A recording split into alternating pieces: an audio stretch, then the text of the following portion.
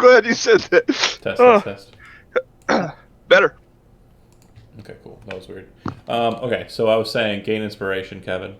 And, yep. Awesome. Well played. Next step, moving down the old river. Go ahead and move it one more square down the river, and whoever wants to roll it, give me a 20-sided dice roll.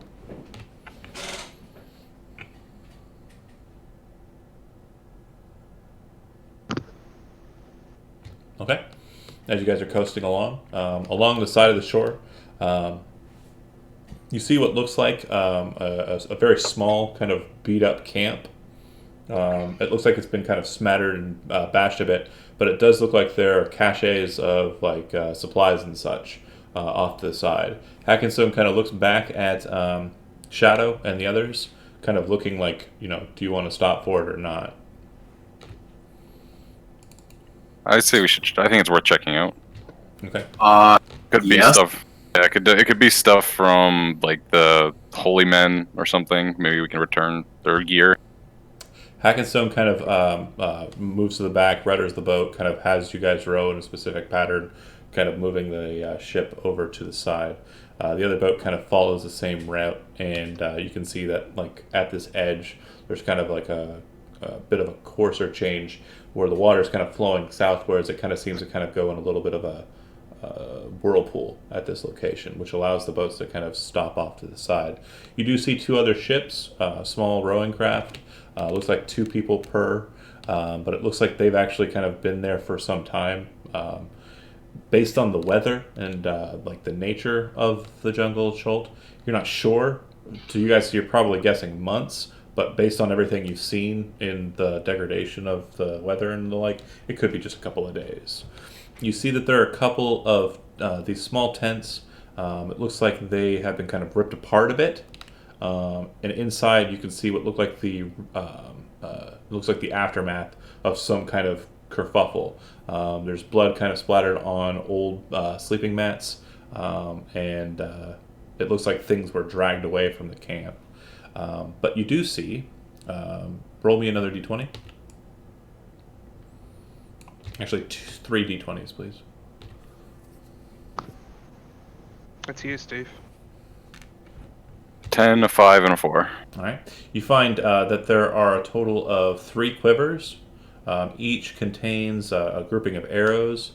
In total, for the 3 quivers, a total of 45 arrows.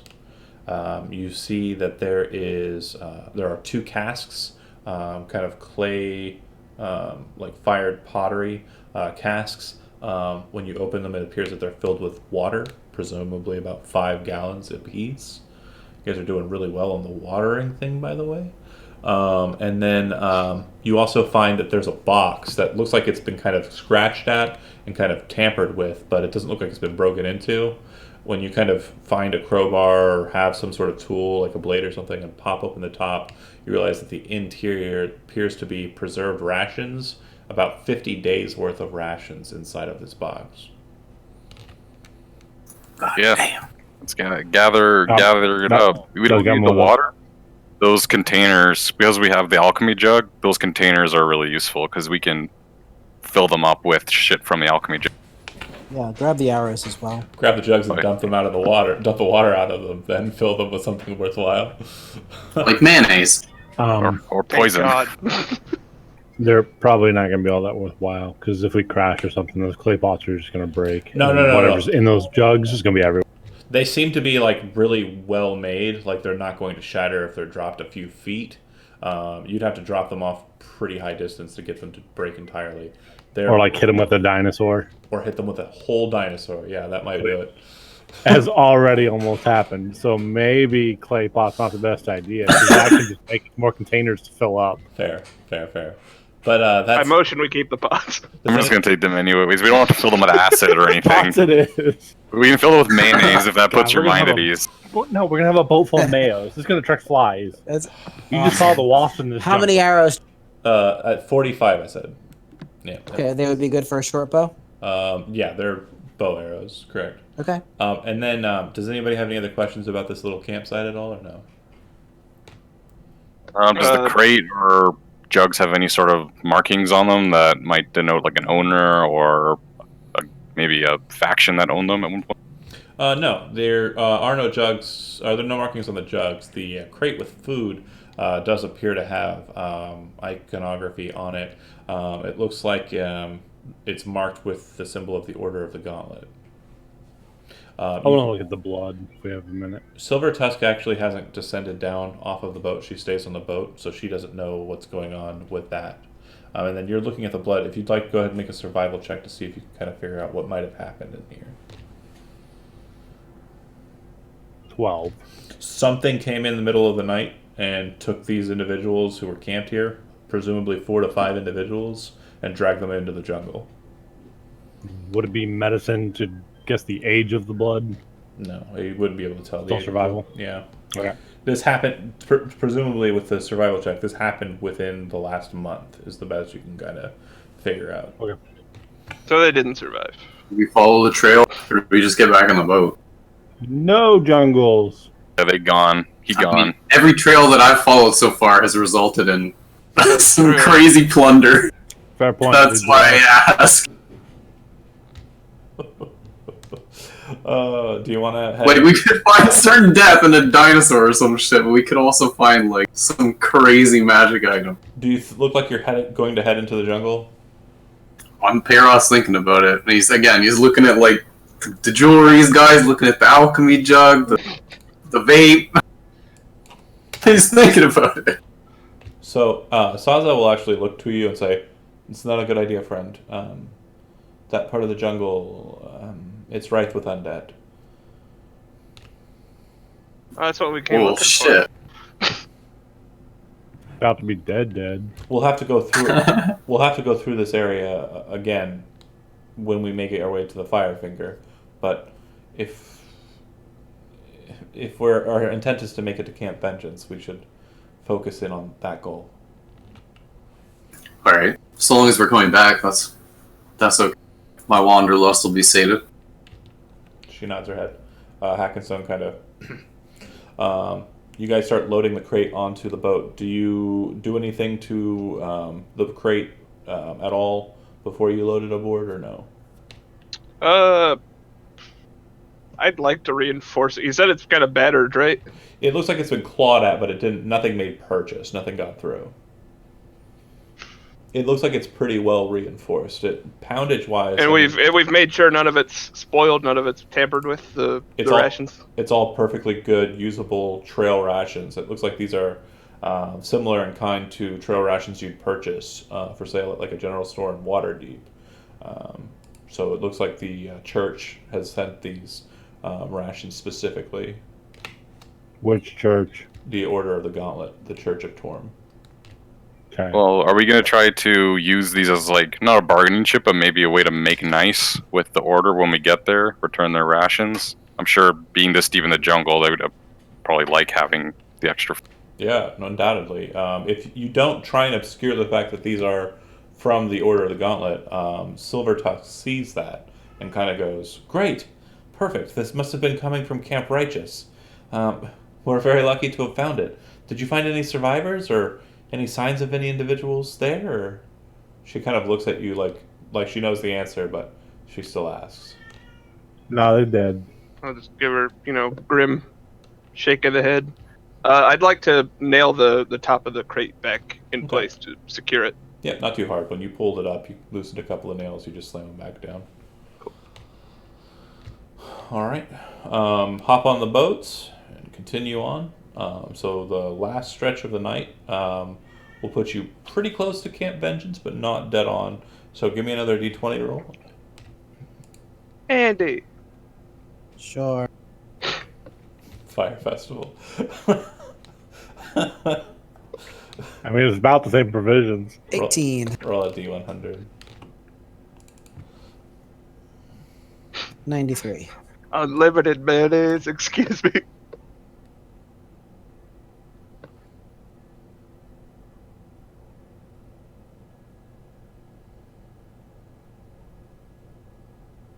All right.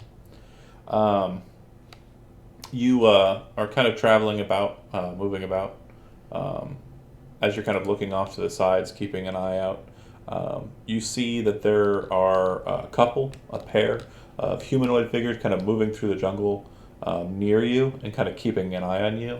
Every time you get a glance of them, though, you immediately lose sight of them as they kind of dip into kind of an area where they can't be seen. Like, they know you're watching them, but they're also watching you. Go ahead and everybody make a perception check as you're inspecting these individuals. 22. Grun, you have a very 9. keen eye, focusing in on them, and the light from the lantern kind of like glints on the water and kind of hits them just right. And you see that there are 2 tabaxi.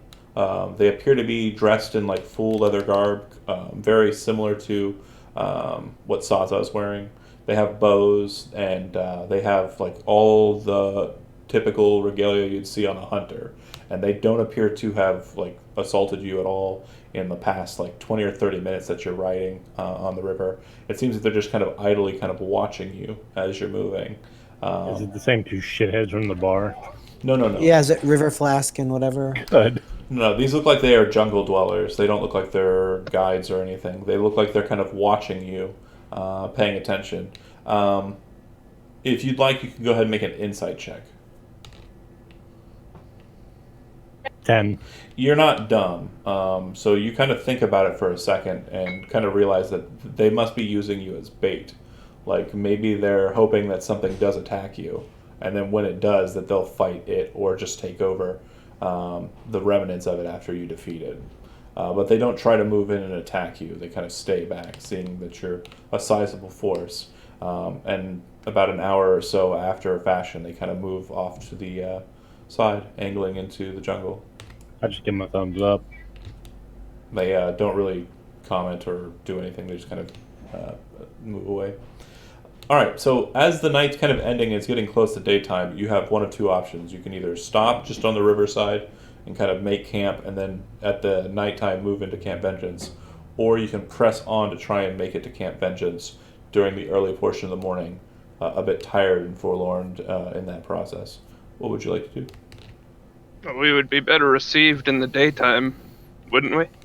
Presumably. Would the undead be weaker during the daylight hours? Unknown. I agree with The Doral. rest would be nice. Okay. I'm gonna give Shadow another quick cure wounds here. Oh, lovely. It's another 4. All right. Go ahead. You're gonna have to wait a little longer.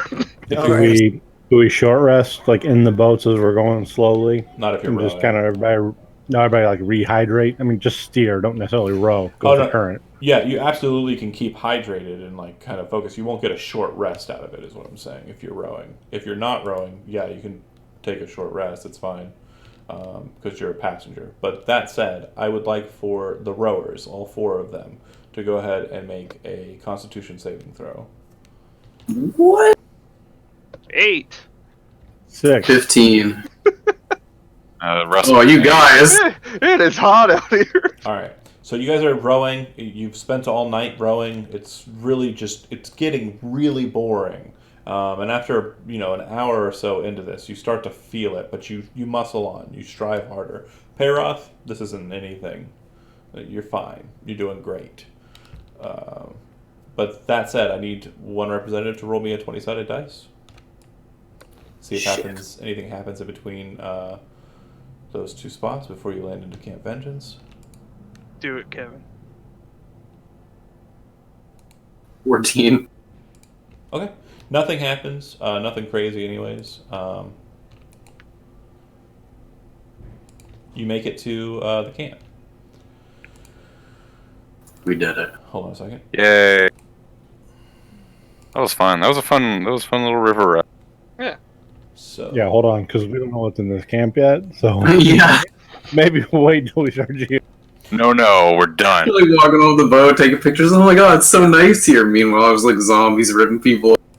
the camp is on the We're right side clapping. of the river. You can see that there are a number of trees that have been kind of cut down along the way. And seeing this fort from this vantage point as you're coming along to it. You see that a trench has been dug all around the exterior of the camp. Large